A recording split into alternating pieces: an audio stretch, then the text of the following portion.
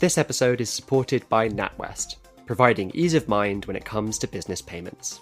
NatWest Payit, the bank's own payment solution, facilitates customer payments in near real time while allowing companies to track live spending. Need to collect payments without customer account numbers or process refunds without holding on to personal details? Payit has your business covered. Payit connects directly with each customer's bank account using an API, which also allows data to be seamlessly and securely passed onto third parties. That means you can provide the best payment experience on the front end while empowering your back-end staff with the info they need for truly data-driven decision-making. To find out more, visit payitbynatwest.com/ITPro. That's payitbynatwest.com/ITPro.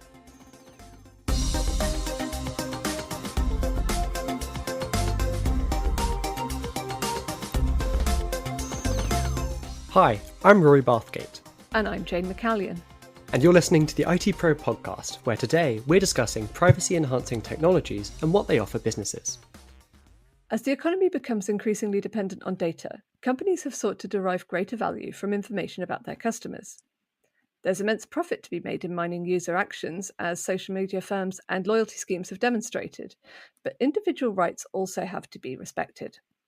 Privacy-enhancing technologies, or PETs, allow companies to securely search through data to derive value. For example, a bank could search through customer data to expose fraudulent activity without putting the personal information of all the customers involved at risk. Today we're speaking to Dr. Ellison Ann Williams, CEO and founder of privacy-enhancing technology company Enveil, to discuss the do's and don'ts of data use and why it's more important than ever to have a clear strategy for the technology. Ellison Ann, thank you for joining us.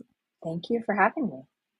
So, to start off with, how widespread is the use of this technology already? So privacy enhancing technologies, just to back up a little bit, is a family of technologies that serve to preserve, enhance, protect the privacy and security of data throughout its processing life cycle. Although the family itself is not new, it's been around actually for decades. The market for it commercially is emerging.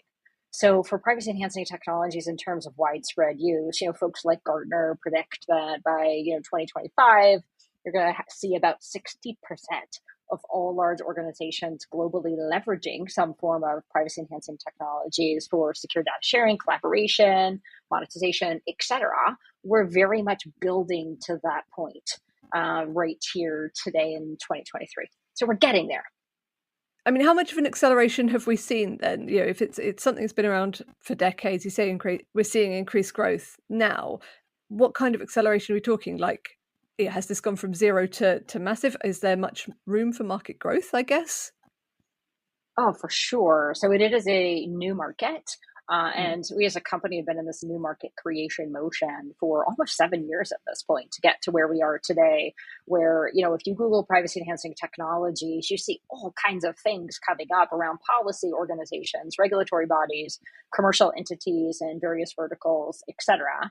And so we will see a massive acceleration, but that's due to a lot of different market factors. So the technologies themselves, although they have been around for decades, core pillars of which are technologies like homomorphic encryption, like secure multi-party computation, like trusted execution environments, or sometimes you'll hear confidential computing.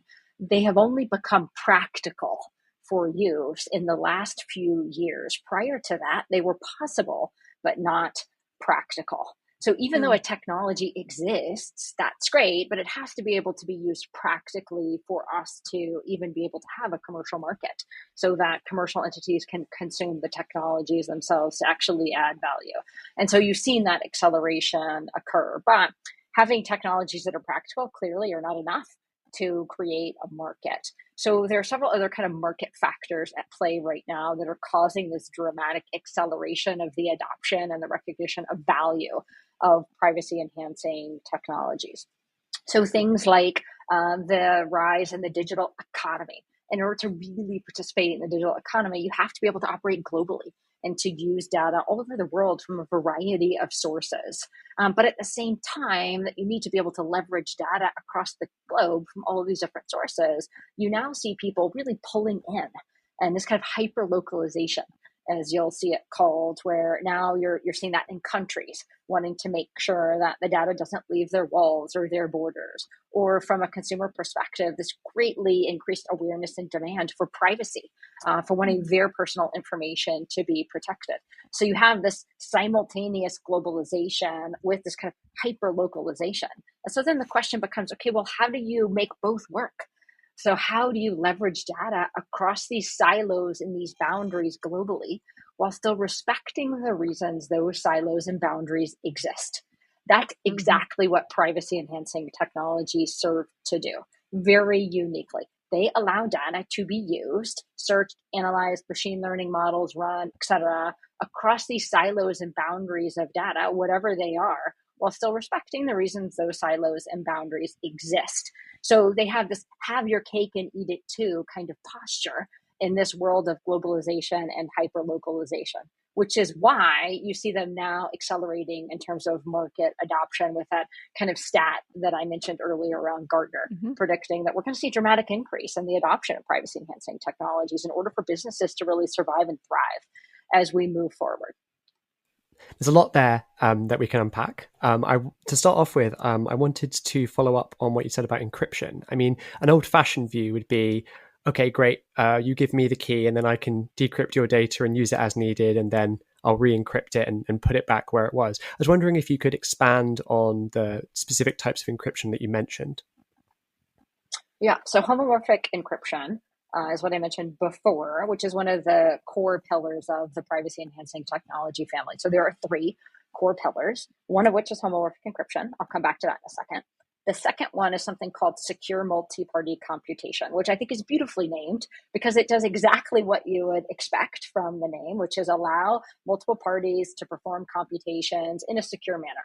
Now, secure multi-party computation is a protocol. It is not a type of encryption.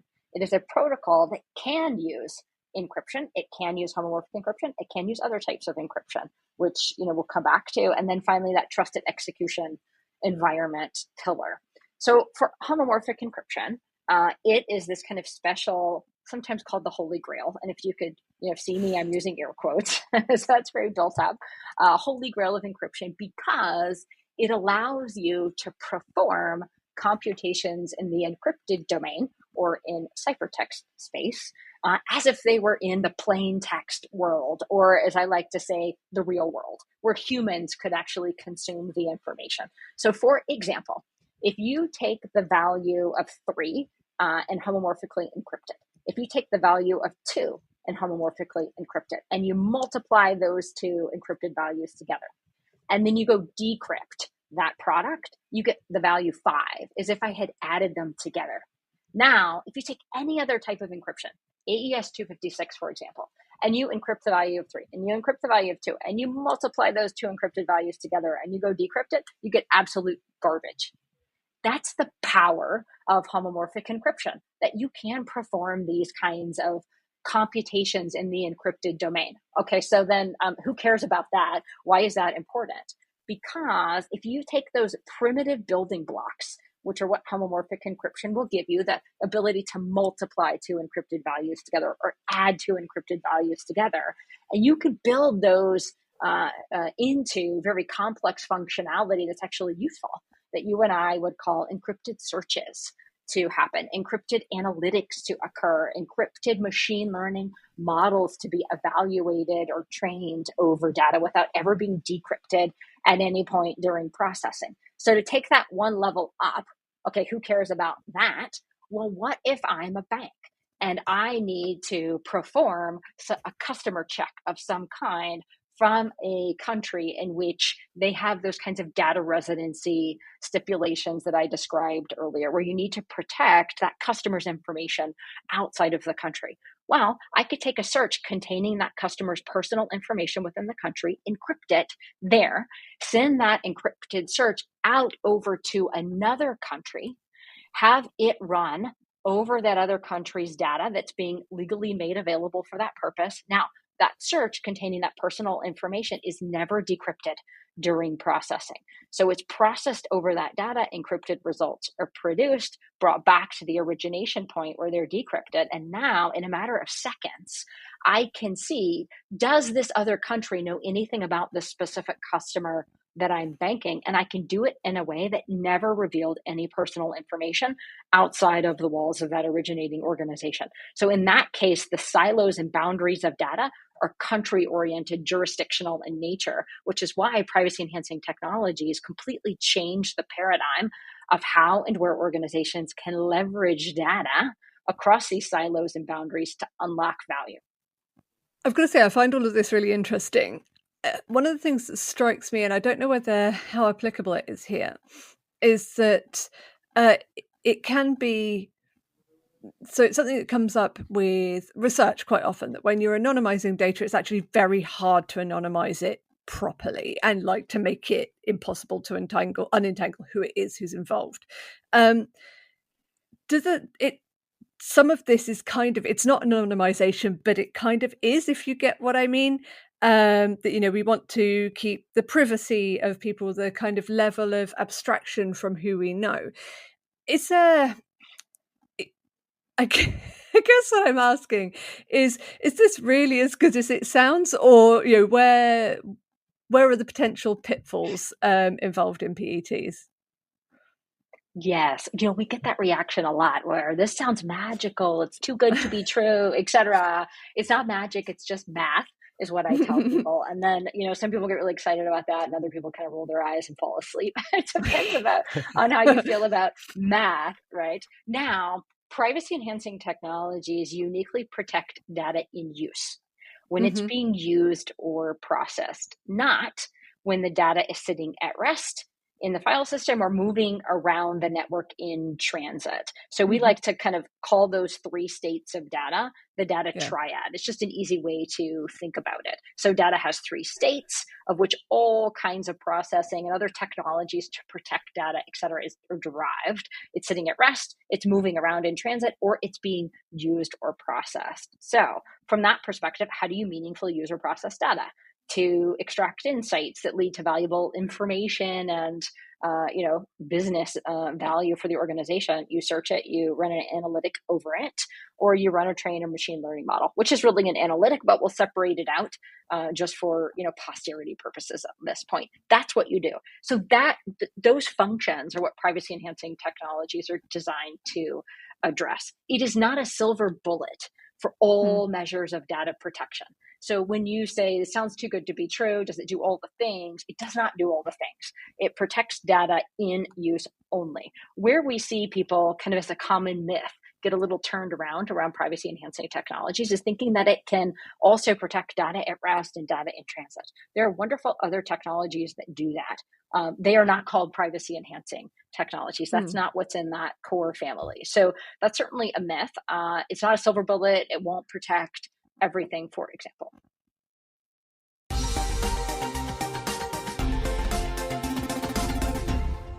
Something at this stage that I think might be useful to clarify is if a company goes to research privacy enhancing technologies, they'll come across the terms hard and soft pretty quick in relation to these technologies. I was wondering if you could explain the differences between the two and what they specifically mean with examples. Those are like crazy designations in terms, I think, having been somebody that's, an expert in the field, that's a relatively new set of vernacular that's come out around these kind of hard privacy enhancing technologies and soft privacy enhancing technologies. And it's never clearly defined. So we just completely stay away from that. So when we talk about, privacy enhancing technologies at the core, which I see sometimes referred to as these kind of hard privacy enhancing technologies, or maybe because they're hardcore pets or privacy enhancing technologies, it's really those core pillars of secure multi-party computation, of homomorphic encryption, of trusted execution environments, or from a marketing perspective, you'll see confidential computing. Why? Because those protect data in use, the usage of data. There's some kind of satellite technologies that orbit those key pillars. Sometimes they're a subset. They're always used in combination with those core pillars is what we found, and some kind of flavor of it. And I've seen those sometimes referred to as soft privacy enhancing technologies. Like I said, there's really no consistency in that vernacular, and that's relatively new in the space. So those are things like federated learning, for example, or zero knowledge proofs. You'll sometimes see that, for example. Differential privacy is another one that kind of floats around there, and we could talk about how that could be used, et cetera. But I think one of the key things to remember is that privacy enhancing technologies, in terms of the technologies themselves, are not competitive. They're all complementary. So remember, even a great example of this is secure multi-party computation, which is a protocol that can or cannot use encryption. So a lot of times we see SMPC, secure multi-party computation, leveraged in conjunction with homomorphic encryption. Sometimes we see it leveraged in conjunction with other types of encryption, like your standard AES 256. So they're very much intertwined, and you have to make sure, just like anything else, you're using kind of the right tool, the right technology for your outcome and the job that you need to get done. So a lot of what we've spoken about so far is regards sort of the company customer relationship. Is that the only use for them, or can we use PETs to improve data sharing between businesses, for example? Oh, for sure. Absolutely. So when you talk about allowing any type of organization to be able to securely and privately use data across those boundaries or silos, one form of kind of boundary or silo that you can cross for secure and private data sharing and collaboration is that of organization.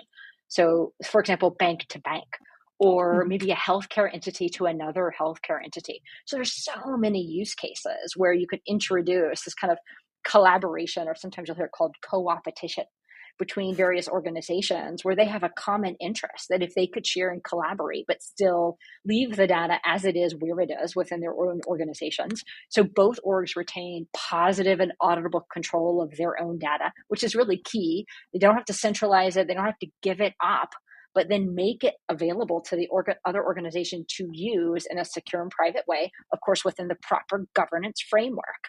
Then it opens a world of possibility for all kinds of use cases in the commercial world. So absolutely, you can have cross-org. We call it private to private. Sometimes you'll see it in some of the financial services literature, for example, from the Royal Society or the ICO, et cetera, that's come out around that use case pattern for secure and private data sharing and collaboration for privacy enhancing technologies. I think at this stage, what a lot of our listeners will be thinking is, how easy is it to adopt this technology in my business? Is there another technology with which it can be compared, or maybe a digital transformation with which it's analogous? So privacy enhancing technologies in and of themselves are very complicated, deep technologies, first and foremost, right? Let's not kind of try to pretend that they're anything other than that. It's a lot of kind of PhDs, right? And math and computer science, all of that have kind of depth in this space. So recognizing that, I think that the ICO did a very nice job in kind of laying out that landscape in their recent privacy enhancing technology guidance that they put out, which is awesome. They're very much leading the pack from a clarity, from a policy standpoint around how can pets really help protect privacy. So that's awesome. Now, what they said was essentially just that. Privacy enhancing technologies, it's a very kind of deep space. And so unless you have that depth of experience in-house and that subject matter expertise, then you may want to consider one of the commercial vendors that are building software products around privacy enhancing technology. Certainly we're one of those, but there are many others now in the space, which is fantastic. That's a testament to a market that's now being created. And so you can go to one of those vendors and you can purchase commercial software capabilities that allow you to do just what I said around, for example, bank-to-bank secure data sharing and collaboration. And then at that point, capitalism takes over. So it's the vendor's responsibility and their job to build enterprise software in a way that's very easily consumable by the organization. It's easy to deploy, to integrate, to calibrate, et cetera, with everything else that you would want in the enterprise ecosystem. Now, their guidance was, if you don't have the subject matter expertise in-house, which is very deep, then you may want to look at the vendor landscape, and then you evaluate it just like you want to evaluate any other vendor. So it depends on the way you want to go from an organizational standpoint. Regardless of whether or not you have probably more than just some people with this depth of knowledge, or you're going to look for an outside vendor or maybe a commercial solution. Is this something that is more for larger businesses, for enterprises, or is it equally applicable to small or even medium-sized organizations? It's equally applicable, even down to the consumer level. However, I don't believe that's the way we're going to see adoption actually occur. I think at first it's going to follow a natural kind of innovation technology adoption curve, I believe, which is it will start with very large organizations.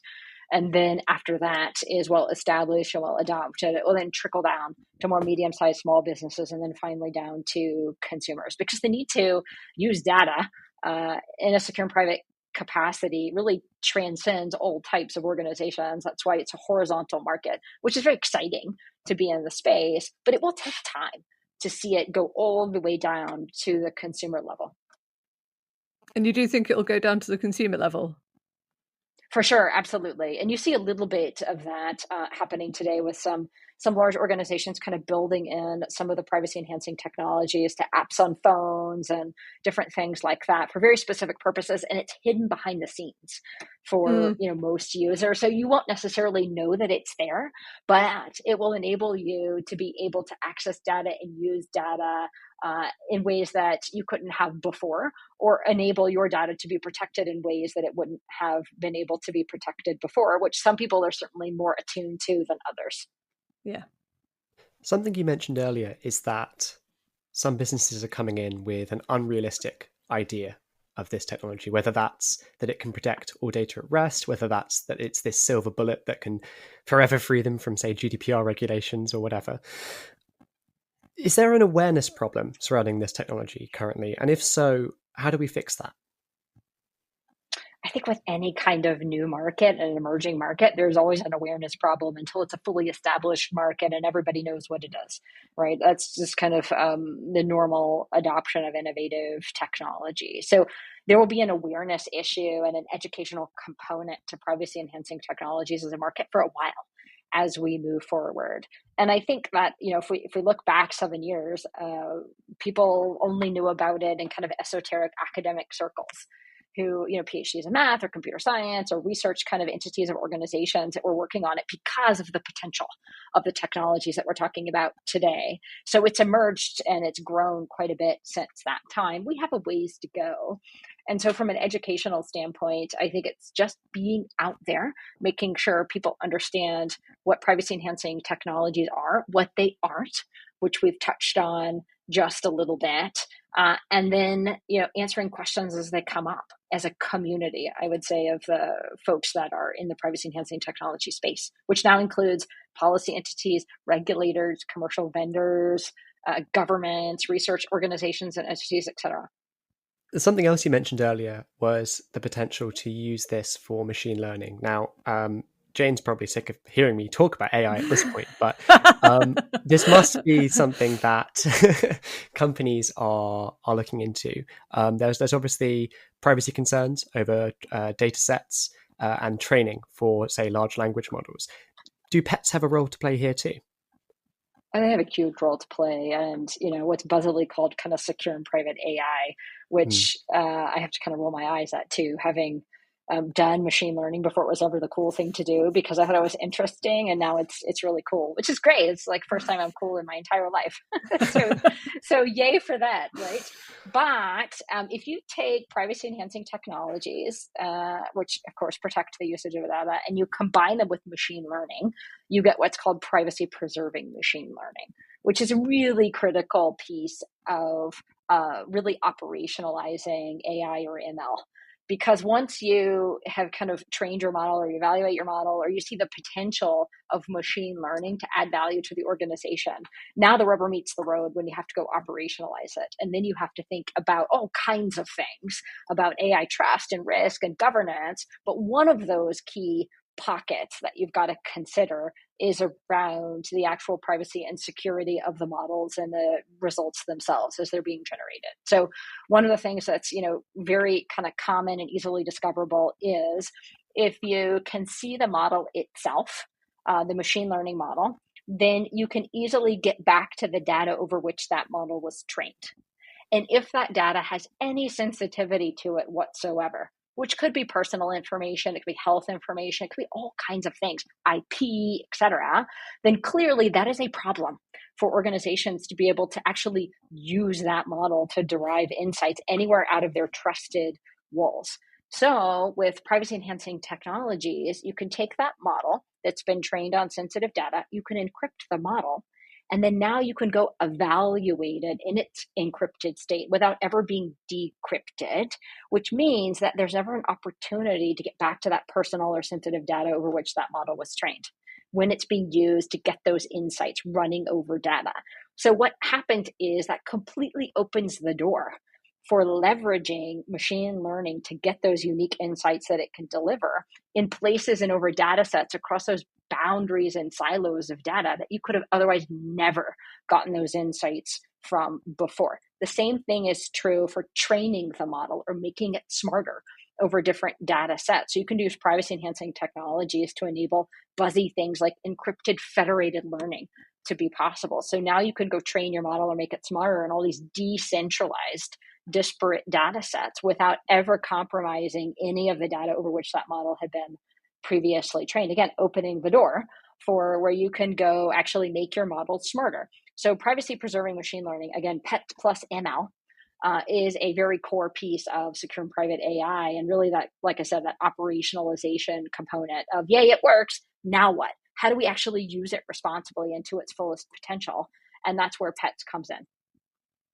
So, Alison, where do you think this technology is going to be within the next, say, 2 to 5 years? Are we going to see a big sort of inflection point in it? Is it going to start arriving where you're in businesses? Yeah, absolutely. I think that Gartner statistic is spot on. I think in your 2 to 3, 4 year mark, you're going to see a little over half of all large organizations adopting PETs for this kind of cross-boundary, cross-silo, secure data sharing, collaboration, monetization type of use case. And then after that, I believe it will only continue to increase. And I think eventually it will just be ubiquitous. It will be the way data is securely and privately shared, collaborated with and on, and eventually monetized. And it will just exist as part of the fabric of data utilization. Well, unfortunately, that's all we have time for on today's episode. But Alison Ann, thank you so much for joining us. Thank you for having me. As always, you can find links to all of the topics we've spoken about today in the show notes and even more on our website, itpro.com. You can also follow us on social media, as well as subscribe to our daily newsletter. Don't forget to subscribe to the IT Pro podcast wherever you find podcasts. And if you're enjoying the show, why not tell a friend or colleague about us? We'll be back next week with more from the world of IT. But until then, goodbye. Goodbye.